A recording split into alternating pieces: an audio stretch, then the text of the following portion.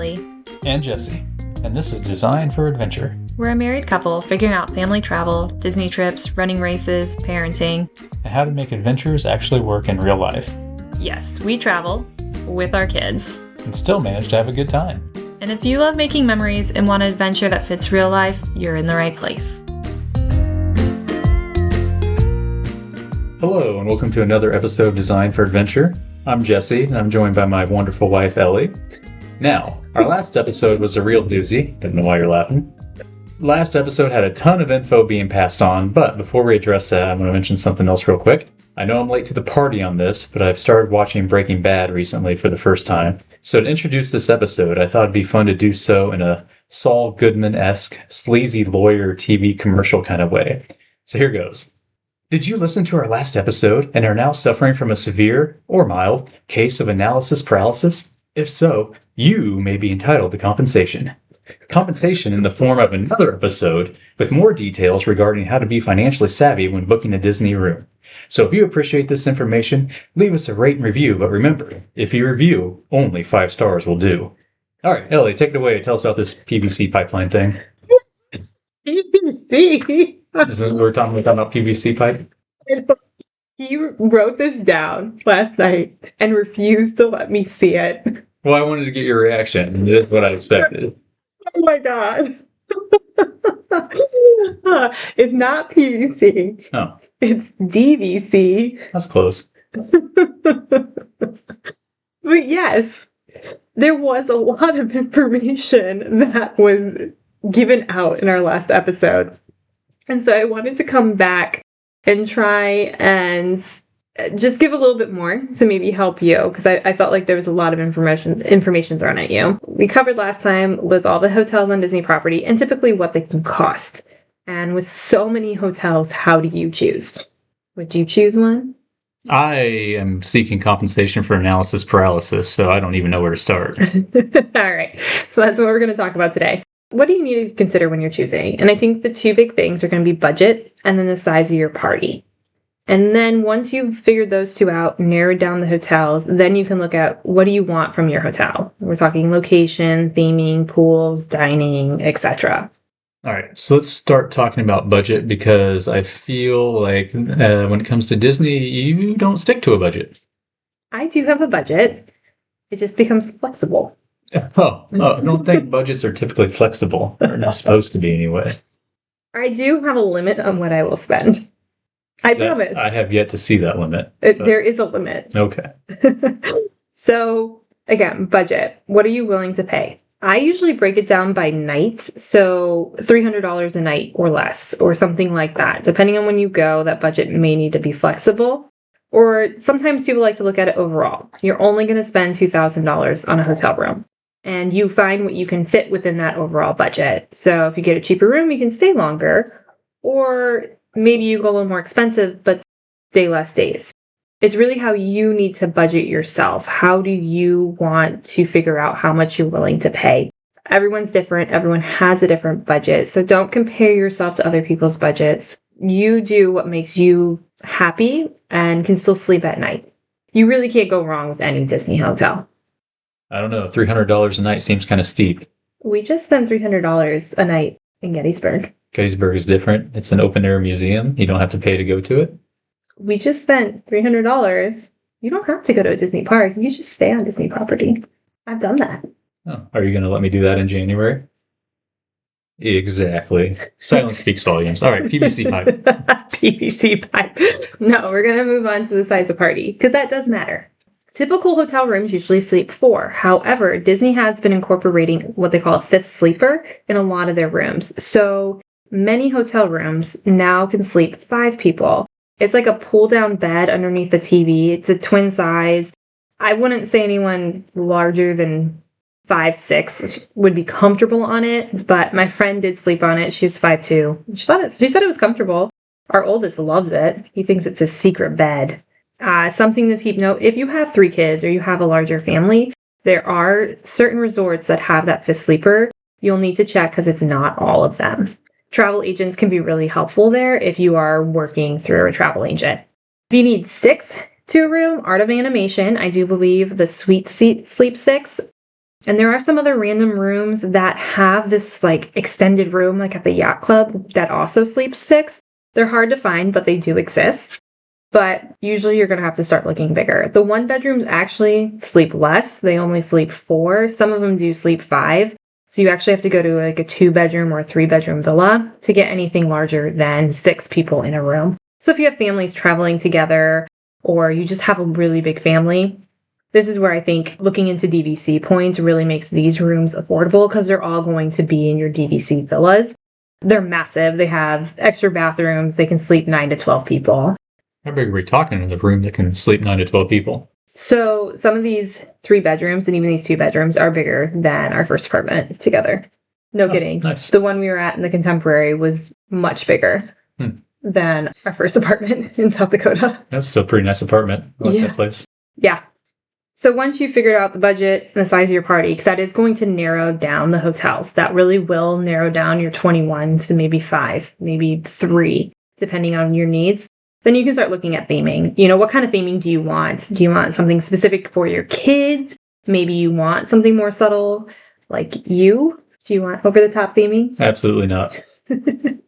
It's very personal. Just know the needs of your family. I like to watch YouTube videos on the resorts or listen to even podcasts that do deep dives into the resorts to learn about the history, to learn about the other things that are available and what it has to offer. Believe it or not, I have not been to every resort, nor have I stayed at every resort. That surprises me. There's 21. I feel like you've been there 21 times at least.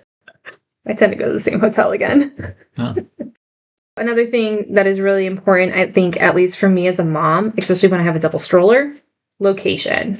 You're going to pay more to be on the monorail or to be in walking distance to theme parks. So do you need that access? Do you want to pay for that access? For me, yes, because folding a double stroller is just a lot. And then you've got 2 other kids you're trying to pay attention to while you're doing it. It's a lot of stress that I don't want to have to deal with. Yes. Do you need that? I mean, is that something you're willing to pay for? Because you're going to pay more for it. Same with the Skyliner. You do have value in moderate resorts that are on the Skyliner, but you do have to pay a little bit more just to be on it. They're going to be priced a little bit higher than the others. The one thing to note is the Skyliner does close in bad weather, so then you would still be using the bus, and side-by-side double strollers do have to still be folded when you get on the Skyliner. Only like the ones that sit on top of each other double can fit on it, so you still would have to fold it. If you're within walking distance.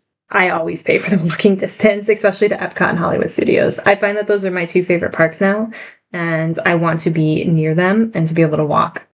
You're not relying on any other form of transportation to get somewhere except yourself. So you're not waiting for buses, boats, Skyliner, monorail, none of that. And you're not worried about any of it breaking down while you're on it. No delays. It's all on you. You're not worried about getting to rope drop or a lightning lane or some kind of dining reservation. It's on you. You can just walk there. For me, walking is probably the biggest perk of staying at a few of these more deluxe resorts. And then boats. I love the boats. The boats are fun. My kids love the boats. That was probably their favorite form of transportation next to the monorail, which surprises me. But they were so excited when they could go on one. Most of them, you can keep your stroller open. You don't have to fold it. There are a few that you need to fold, but you can always ask if there's another one coming so you don't have to fold it. I would have done that just because I didn't want to have to empty out the bottom of my bag. Boats are also another perk if you're staying at some resorts, so look into that. All right, so my preamble, I mentioned, made fun of the DVC point thing, but now explain that to me. How does that work? Disney Vacation Club, which is what DVC stands for, is technically Disney's timeshare program. So people buy a contract with points, and those points are for a certain resort. And then they buy a certain number of points that they have available to them, and then every room and night is assigned a certain amount. So 10 points, 15 points. The better the view, the bigger the room, the more points. And then certain parts of the year, obviously weekends and then holidays, are going to be worth more points as well. That's when I say we're renting points, is what you're doing is you're renting points from someone. They have a contract, you're renting those points from them. So you can then stay in that room. So you're like using somebody else's timeshare. Yes, exactly. There's 2 things on how this works too that's kind of important, especially when booking. So to book the DVC rooms, the owners, the people with the points for their home resort, the resort that they bought the points at, can start booking 11 months out from that date. So even if Disney hasn't released their rooms and their dates, the DVC owners can rent 11 points out no matter what. Now, only for their home resort. Other DVC members can't rent those rooms until the 7-month window. So once that 7-month window hits, then other people can rent points. So for example, if someone has a contract at Grand Floridian, they can only rent at the 11-month mark at the Grand Floridian until the 7th month, and then they can use the points that they have. If they're not going to use them at the Grand, they can try and get a room at the Polynesian or Saratoga. So that's how that works. So that's what you usually do? Usually. It's a 2-part process. For someone to be able to rent the points, 2 things have to happen. That room has to be available that you want to rent, and however you're renting it, you need a person with the points to rent the room. So if you're going directly with a person, obviously they're going to have the points. But if you're going through a third-party company like David's Rental Shop or DVC Rental Shop, DVC Rental Store, there's several, they need to have someone who's agreed to rent the points out. It's a 2-step process. I like using David's and DVC Rental Shop the most. I've used both of them. But there are other companies out there. You can look them up and see and compare prices too, because they're all slightly different. But yes, to answer your question, this is how I normally go. But I mentioned the whole 2-part process because there are times when either the rooms haven't been available that I've wanted to use, or there hasn't been a person available with the points for me to be able to rent it. For example, I wanted to stay at the beach club when we're going down in January, but they didn't have a person with enough points for us to get the room. The room was available, but they didn't have someone with beach club points to be able to rent it. And so I wasn't willing to wait, so we went with the boardwalk instead. Okay. I just moved resorts.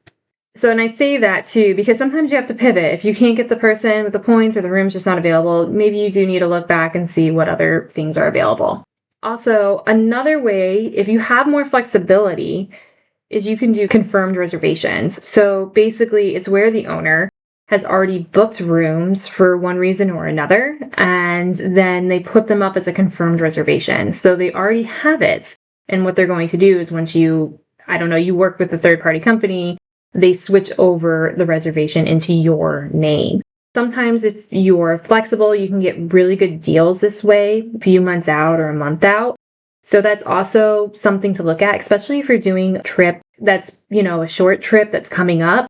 You can see what confirmed reservations are out there, especially if you have that flexibility on days. That's the big thing. You just have to be able to be flexible because most of the time they're not going to change the reservation they already have. The big thing with renting DVC points is you have to pay a full amount upfront. So there's no $200 down and you can pay as you go. For most companies, you're going to have to pay the full amount upfront. So that can be a significant amount of money. So it's either something you have to save for or just know that you can afford, or maybe it's not as long of a trip, so it's not going to be as bad, but that's just something to keep in mind. Also, there's usually no cancellation. Now, like I said, different companies have different rules. You can buy like a protection plan. It might be a little bit more. Some of them have, like, if you cancel within 180 days or something, you get your full amount, and then it reduces after that. It's not great. So it's one of those times where if you're going to book it, you got to make sure you know this trip is going to happen, barring something crazy. If you do need the security of a cancellation policy, we're in the military, so sometimes I do think about that. Things can happen. Take a look at those and with the certain companies because they each have different ones. So what are some examples of some price differences amongst these different locations? Okay, so I pulled some examples from last night, and as of last night, all these rooms are still available. We are going to do August 10th through the 14th because I want to compare them to when Disney has also already released discounts to show what the difference is, even with a discount. So starting with a Saratoga Springs 2-bedroom suite, so a 2-bedroom villa that sleeps 9 people. We're going for 4 nights. If you book it straight through Disney, right now, even with their discounts, that room would cost you $3,888. If you go through the DVC shop, it could cost you $3,249. So you're saving about $600 there. Gotcha. And so that's not bad for a 2-bedroom suite. So usually, hopefully you're splitting that with maybe another family. Sure. And that makes that a lot more affordable. Let's go with a more expensive resort. So same dates, August 10th through the 14th. That 14th is a good date. Might be someone's birthday. So the Polynesian Resort, just a typical room, resort view, nothing special. If you booked it through Walt Disney's website right now, it would cost $2,624. And that has I think 30% discount on it of what it typically is. So it's a pretty good deal for a deluxe room. The DVC shop, if you rent it, is $1,835. So again, that's like a $800 discount. Yeah, that's nice. And for the Polynesians at $800, like $1,800 for 4 nights, that's pretty good. Is it? Do you want to go? Nope. Dang it. Okay. Not where I want to spend my birthday. Dang it. What? They'll give you a special little cake and everyone will wish you happy birthday. I can get that here. It'd be more magical there. Right. Another one, and this one surprised me, and I did keep it in here because I just want to show. So, the Boardwalk, my favorite resort for a 1-bedroom, again, same dates, August 10th through the 14th, sleeps 5.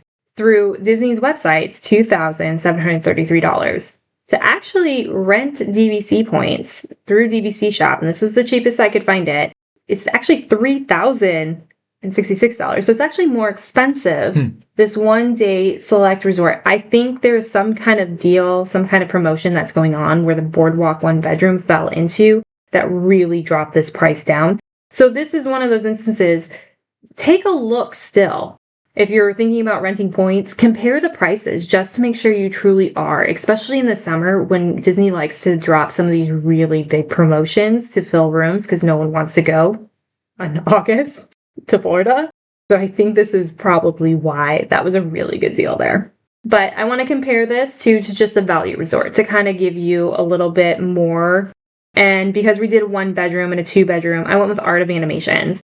Art of Animation for the car suite. So this is one that sleeps 6. This is the over-the-top, looks like cars. Kids go crazy here. Son would love this. That for the same nights, for 4 nights, would be $1,210. Wow. That's also a great deal. Typically, that room isn't as good. That's with this crazy Disney Plus deal they have going on.